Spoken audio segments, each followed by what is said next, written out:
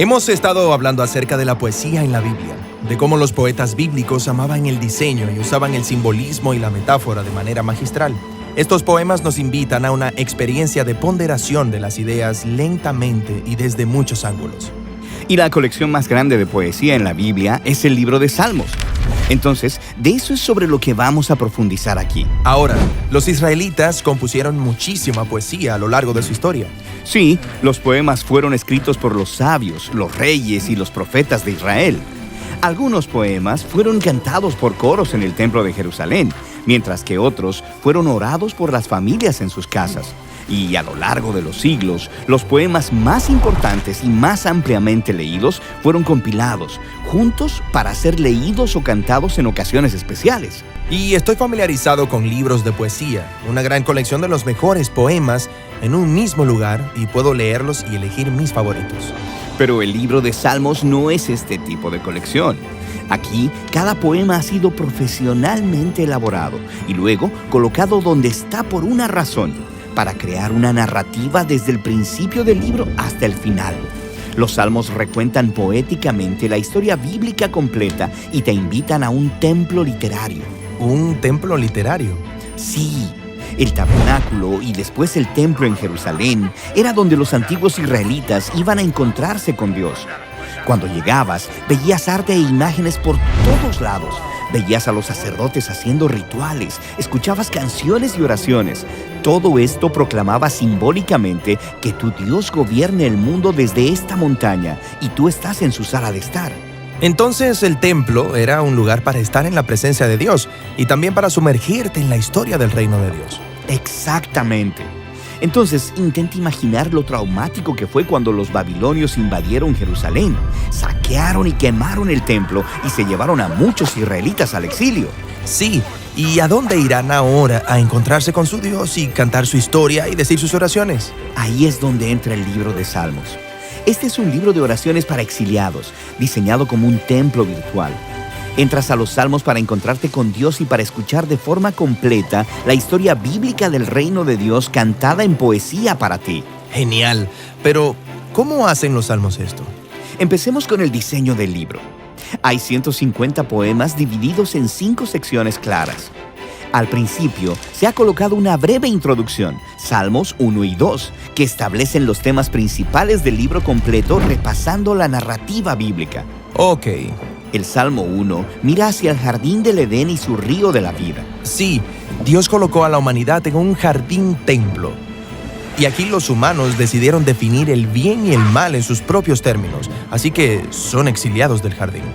Pero el primer salmo pinta un retrato de esperanza acerca de un hombre recto que se deleita en la sabiduría de Dios, llamada Torá o instrucción. Esta persona es como el árbol de la vida en el jardín templo. Florece eternamente porque está plantado en el río de la vida, en Dios. Sí, eso es hermoso, pero ¿quién se supone que es? Bueno, ¿recuerdas esa historia en Génesis después de la rebelión necia de la humanidad? Dios hizo una promesa.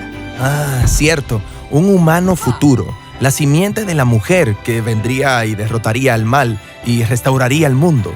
Y de esto se trata el Salmo 2, la promesa de Dios de que un rey del linaje de David vendría. Se le llama el Hijo de Dios y el Mesías. Dios lo designa para traer justicia sobre la maldad humana y restaurar el reino de Dios y la paz sobre las naciones. Entonces, los Salmos 1 y 2 introducen todos estos temas principales. Sí, luego el libro desarrolla esos temas a lo largo de las 5 secciones. Las primeras 2 exploran la complicada historia de David y de su familia real. La tercera sección se enfoca en la tragedia del exilio de Israel y la caída del linaje real de David. Pero luego, la cuarta y quinta sección reavivan la esperanza por el Mesías, un nuevo templo y el reino de Dios al otro lado del exilio. El libro termina con una conclusión de 5 partes, alabando a Dios por su fidelidad. Genial. Ahora casi la mitad de los salmos están conectados con un hombre, el rey David, quien Dios eligió para gobernar a Israel. Sí, la historia de David es muy importante en este libro.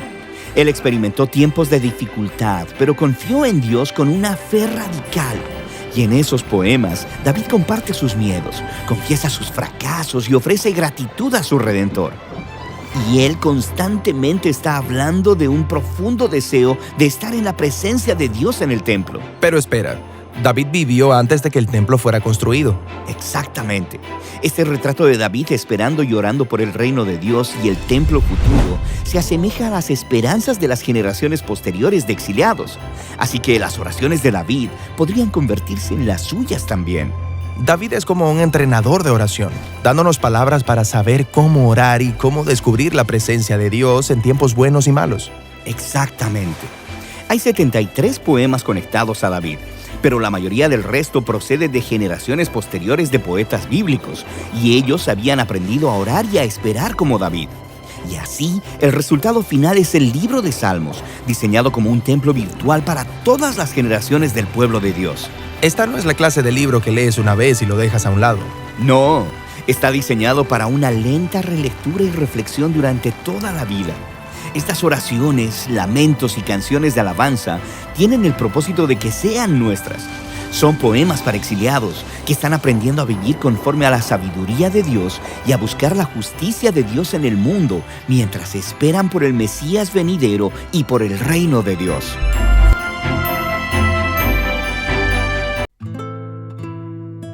Joel capítulo 1. El Señor le dio el siguiente mensaje a Joel, hijo de Petuel. Oigan esto, líderes del pueblo. Escuchen, todos los habitantes de la tierra. En toda su historia, ¿había sucedido antes algo semejante? Cuéntenlo a sus hijos en los años venideros, y que sus hijos lo relaten a sus hijos. Transmitan esta historia de generación en generación. Después de que la oruga devoró las cosechas, el pulgón acabó con lo que quedaba. Luego vino el saltamontes y llegó también la langosta. Despiértense, borrachos, y lloren. Giman, bebedores de vino. Todas las uvas están arruinadas y se acabó el vino dulce. Un inmenso ejército de langostas ha invadido mi tierra.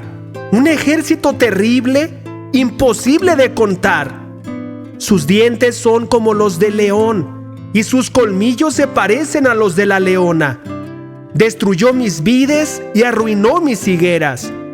Les arrancó la corteza y la destruyó, dejando sus ramas blancas y desnudas. Lloren como una recién casada, vestida de luto, quien llora la muerte de su esposo. Pues no hay grano ni vino para ofrecer en el templo del Señor. Por eso los sacerdotes están de luto, los ministros del Señor están llorando. Los campos están arruinados, la tierra quedó desnuda, el grano está destruido, las uvas se secaron y se acabó el aceite de oliva. Lamentense, ustedes, agricultores. Giman, ustedes que cultivan vides. Lloren porque el trigo y la cebada, todos los cultivos del campo, están arruinados. Se secaron las vides y se marchitaron las higueras. Los granados, las palmeras y los manzanos, todos los árboles frutales se secaron. Y la alegría de la gente se marchitó con ellos. Ustedes, sacerdotes, vístanse de tela áspera y lloren. Giman, ustedes, los que sirven ante el altar. Vengan, pasen la noche vestidos de tela áspera. Ustedes, ministros de mi Dios, pues no hay grano ni vino para ofrecer en el templo de su Dios. Proclamen un tiempo de ayuno. Convoquen al pueblo a una reunión solemne. Reúnan a los líderes y a toda la gente del país en el templo del Señor su Dios y allí clamen a Él. El día del Señor está cerca, el día cuando la destrucción viene de parte del Todopoderoso. ¡Qué terrible será aquel día! La comida desaparece delante de nuestros ojos. Ya no hay celebraciones de júbilo en la casa de nuestro Dios. Las semillas mueren en la tierra reseca y las cosechas de grano se pierden. Los establos están vacíos y los graneros abandonados. como braman de hambre los animales. Las manadas de ganado vagan desorientadas porque no encuentran pasto. Los rebaños de ovejas y cabras gimen en su sufrimiento. Señor, ayúdanos. El fuego ha devorado los pastos del desierto y las llamas han consumido todos los árboles.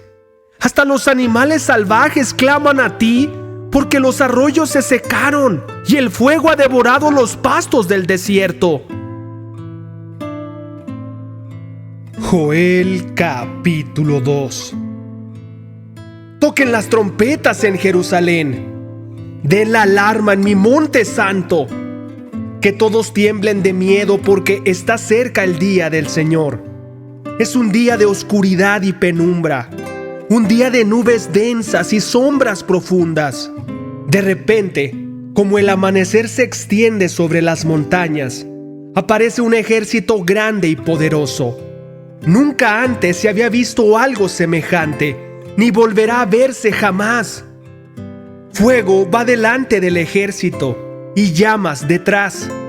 Delante de ellos, la tierra se extiende tan hermosa como el jardín del Edén. Detrás solo queda desolación, nada escapa. Parecen caballos, van a la carga como caballos de guerra. Mírenlos saltar a lo largo de las cumbres. Escuchen el estruendo que producen, como el retumbar de carros de guerra, como el rugir del fuego que arrasa los campos de hierba seca, o el despliegue de un poderoso ejército en batalla. El miedo se apodera de la gente. Cada rostro palidece de terror. Los agresores marchan como guerreros y escalan los muros de la ciudad como soldados. Marchan hacia adelante, sin romper filas. No se empujan unos a otros. Cada uno se mueve en la posición exacta. Atraviesan las líneas de defensa sin perder la formación. Irrumpen en la ciudad y corren a lo largo de sus muros.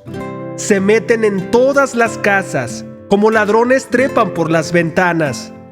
La tierra tiembla mientras avanzan y los cielos se estremecen. El sol y la luna se oscurecen y las estrellas dejan de brillar. El Señor va a la cabeza de la columna. Con un grito los guía. Este es su ejército poderoso y ellos siguen sus órdenes. El día del Señor es algo imponente y pavoroso. ¿Quién lo podrá sobrevivir?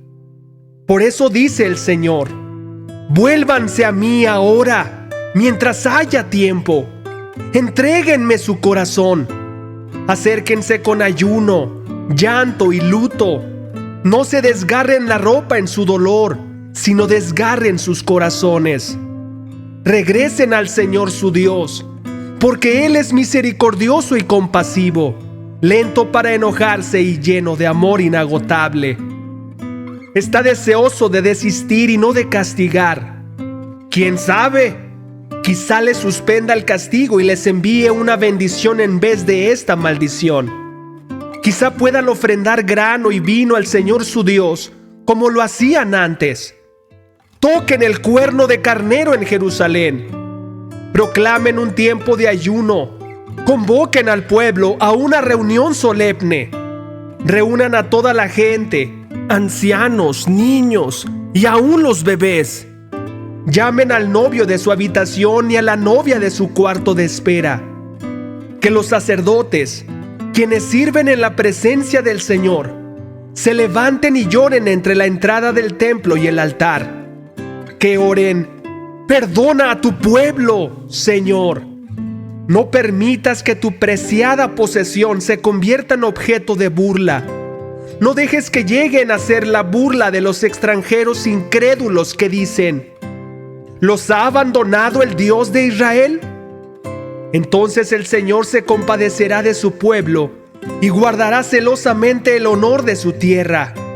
El Señor responderá: miren, les envío grano, vino nuevo y aceite de oliva, suficiente para satisfacer sus necesidades. Ya no serán objeto de burla entre las naciones vecinas. Expulsaré a esos ejércitos que vienen del norte. los enviaré a tierra árida y desolada. Los que van a la vanguardia serán arrojados al mar muerto, y los de la retaguardia al Mediterráneo. El hedor de sus cuerpos en descomposición se elevará sobre la tierra. Realmente el Señor ha hecho grandes cosas. No temas, oh tierra. Alégrate ahora y regocíjate, porque el Señor ha hecho grandes cosas. No teman, animales del campo, porque pronto los pastos del desierto recobrarán su verdor. Los árboles volverán a colmarse de fruto. Las higueras y las vides se llenarán una vez más. Alégrense, habitantes de Jerusalén. Alégrense en el Señor su Dios, pues la lluvia que Él envía demuestra su fidelidad. Volverán las lluvias de otoño, así como las de primavera. El grano volverá a amontonarse en los campos de trillar, y los lagares desbordarán de vino nuevo y aceite de oliva. El Señor dice: les devolveré lo que perdieron a causa del pulgón, el saltamontes, la langosta y la oruga. Fui yo quien envió ese gran ejército destructor en contra de ustedes. Volverán a tener toda la comida que deseen y alabarán al Señor su Dios, que hace esos milagros para ustedes. Nunca más mi pueblo será avergonzado. Entonces sabrán que yo estoy en medio de mi pueblo Israel, que yo soy el Señor su Dios y que no hay otro. Nunca más mi pueblo será avergonzado. Entonces, después de hacer todas esas cosas, derramaré mi espíritu sobre toda la gente. Sus hijos e hijas profetizarán. Sus ancianos tendrán sueños y sus jóvenes tendrán visiones. En esos días derramaré mi espíritu aún sobre los sirvientes, hombres y mujeres por igual. Y haré maravillas en los cielos y en la tierra, sangre, fuego y columnas de humo. El sol se oscurecerá y la luna se pondrá roja como la sangre antes de que llegue el grande y terrible día del Señor. Pero todo el que invoque el nombre del Señor será salvo, pues algunos que están en el monte Sión en Jerusalén escaparán, tal como el Señor lo ha dicho. Estos se contarán entre los sobrevivientes a quienes el Señor ha llamado. Joel capítulo 3. En el tiempo de esos acontecimientos, dice el Señor, cuando yo restaure la prosperidad de Judá y de Jerusalén, reuniré a los ejércitos del mundo en el valle de Josafat. Allí los juzgaré por hacerle daño a mi pueblo, mi posesión más preciada, por dispersar a mi pueblo entre las naciones y por dividir mi tierra. Tiraron los dados para decidir quiénes de mi pueblo serían sus esclavos. Canjearon niños por prostitutas y vendieron niñas por tan solo suficiente vino para emborracharse. ¿Qué tienen contra mí, Tiro y Sidón y ustedes, ciudades de Filistea? ¿Tratan de vengarse de mí? Si es así, tengan cuidado. Los atacaré con rapidez y les pagaré por todo lo que hicieron. Tomaron mi plata y mi oro y todos mis tesoros preciados y los llevaron a sus templos paganos. Les vendieron la gente de Judá y de Jerusalén a los griegos para que se la llevaran lejos de su tierra. Sin embargo, yo los traeré de regreso de todos los lugares donde los vendieron y les pagaré a ustedes por todo lo que hicieron. Venderé a sus hijos e hijas a la gente de Judá y ellos los venderán al pueblo de Arabia, una nación lejana. Yo, el Señor, he hablado. Digan a las naciones de todas partes: prepárense para la guerra. Llamen a sus mejores hombres de guerra. Que todos sus combatientes avancen para el ataque. Forjen las rejas de arado y conviértanlas en espadas, y sus herramientas para podar en lanzas. Entrenen aún a los más débiles para que sean guerreros. Vengan pronto, naciones de todas partes. Reúnanse en el valle. Y ahora, oh Señor, llama a tus guerreros. Que las naciones se movilicen para la guerra, que marchen hacia el valle de Josafat. Allí, yo, el Señor, me sentaré para pronunciar juicio contra todas ellas.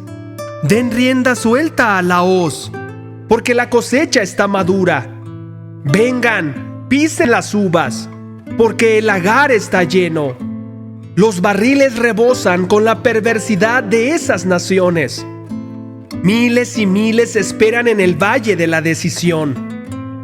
Es allí donde llegará el día del Señor. El sol y la luna se oscurecerán y las estrellas dejarán de brillar. La voz del Señor pronto rugirá desde Sión y tronará desde Jerusalén, y los cielos y la tierra temblarán. Pero el Señor será un refugio para su pueblo, una fortaleza firme para el pueblo de Israel. Entonces ustedes sabrán que yo, el Señor su Dios, habito en Sión, mi monte santo. Jerusalén será santa para siempre, y los ejércitos extranjeros nunca más volverán a conquistarla. En aquel día las montañas destilarán vino dulce, y de los montes fluirá leche. El agua llenará los arroyos de Judá, y del templo del Señor brotará una fuente que regará el árido valle de las acacias.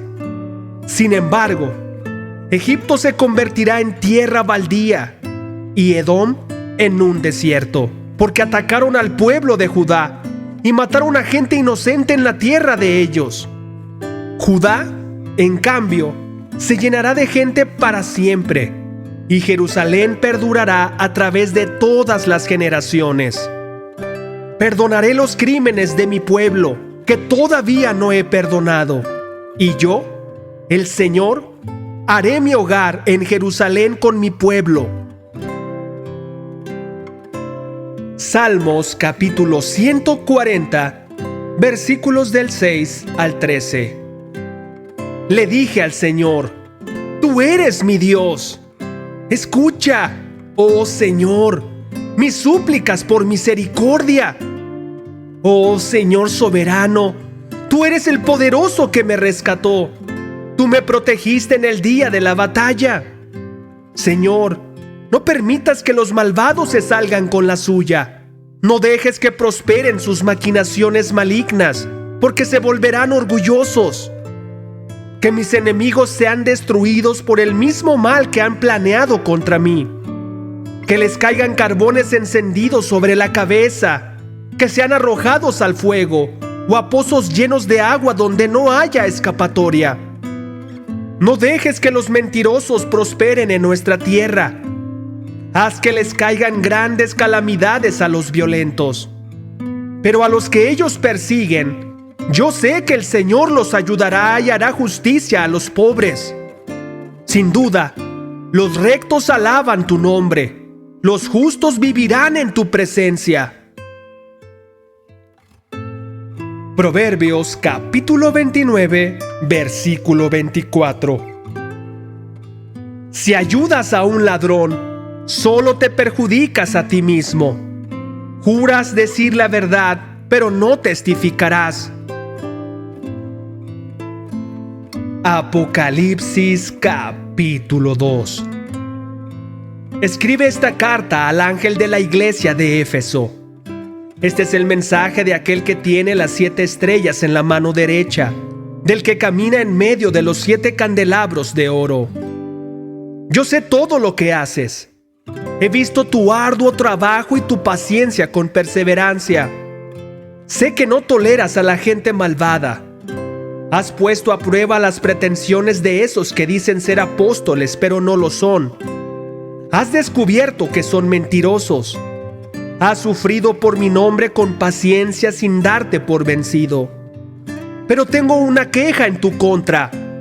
No me amas a mí ni se aman entre ustedes como al principio. Mira hasta dónde has caído.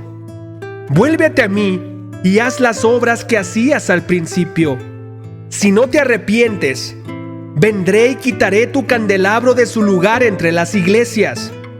Pero tienes esto a tu favor: odias las obras malvadas de los nicolaitas, al igual que yo. Todo el que tenga oídos para oír, debe escuchar al Espíritu y entender lo que Él dice a las iglesias. A todos los que salgan vencedores, les daré del fruto del árbol de la vida que está en el paraíso de Dios. Escribe esta carta al ángel de la iglesia de Esmirna. Este es el mensaje de aquel que es el primero y el último, que estuvo muerto, pero ahora vive. Yo sé de tu sufrimiento y tu pobreza, pero tú eres rico. Conozco la blasfemia de los que se te oponen. Dicen ser judíos, pero no lo son, porque su sinagoga le pertenece a Satanás. No tengas miedo de lo que estás a punto de sufrir.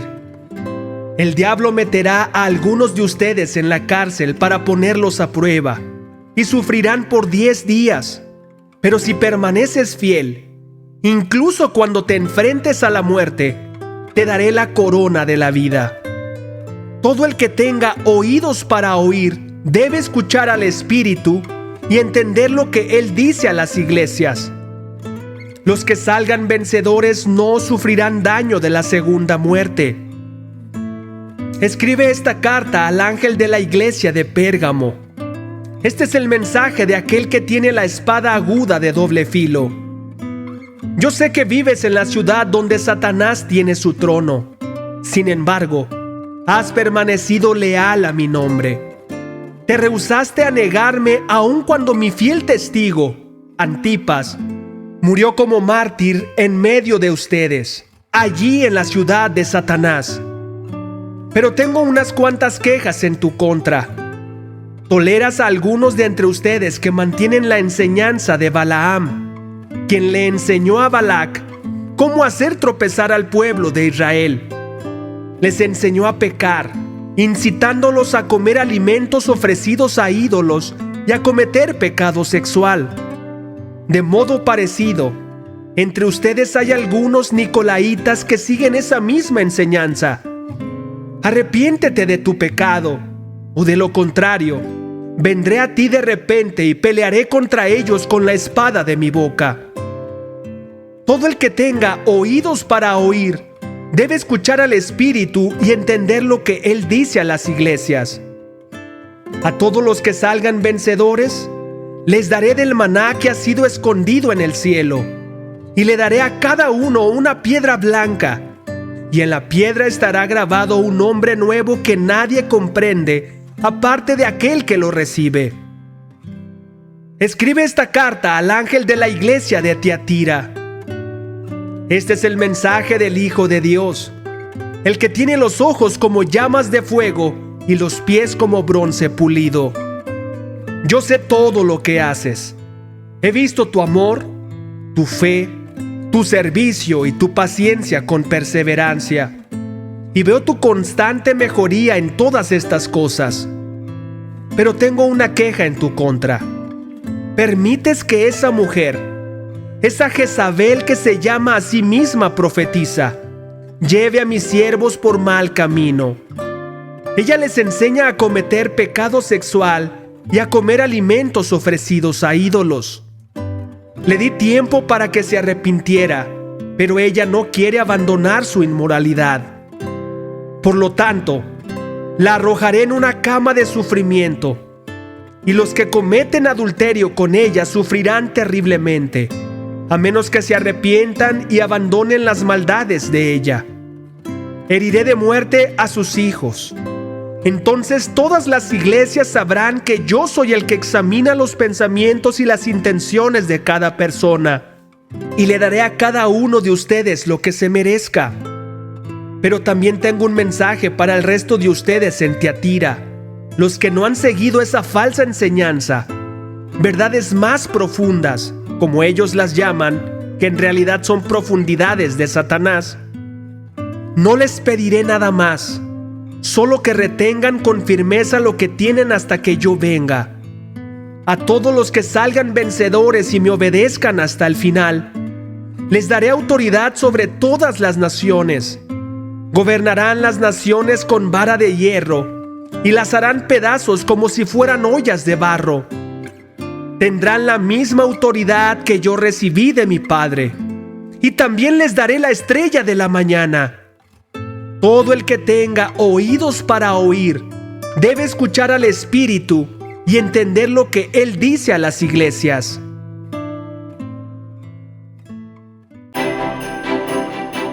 ¿Has visto qué práctico, claro y directo es Dios con el ser humano? Él deja muy claro lo que le gusta y lo que le disgusta, lo que espera de ti y lo que Dios quiere hacer por ti y para ti. Pongo a tu disposición una increíble enseñanza de 9 principios básicos para que tú adquieras una relación con Dios de manera personal, para que tú mismo o tú misma puedas encontrar las respuestas a tus inquietudes a través de la Biblia. Hay veces que no sabemos cómo buscar o por dónde empezar. Solo sabemos que queremos tener un encuentro verdadero y real con Dios. Muchas veces le decimos: Dios, ¿existes? Quiero conocerte. Esta increíble enseñanza de los 9 principios básicos fueron la respuesta para mí y serán la respuesta para ti. Esta enseñanza es presencial o virtual. Yo estoy en Guadalajara, pero tengo amigos por todo México y amigos por todo el mundo que estarían encantados de enseñarte estos 9 principios básicos. Es de manera personal porque es a tu ritmo, es respondiendo a tus dudas, no las de otro, tratando específicamente áreas de tu vida y de tu corazón. Solo necesitas tu Biblia, tiempo y las ganas de tener un encuentro con Dios. Es totalmente gratuito. Tenemos que dar de gracia lo que hemos recibido de gracia. Déjame tus datos para contactarnos contigo al correo queremosresponderte@gmail.com y con gusto te explico cómo podemos empezar y dar el siguiente paso. El correo está indicado en la caja de comentarios. Nos vemos mañana. Bendiciones.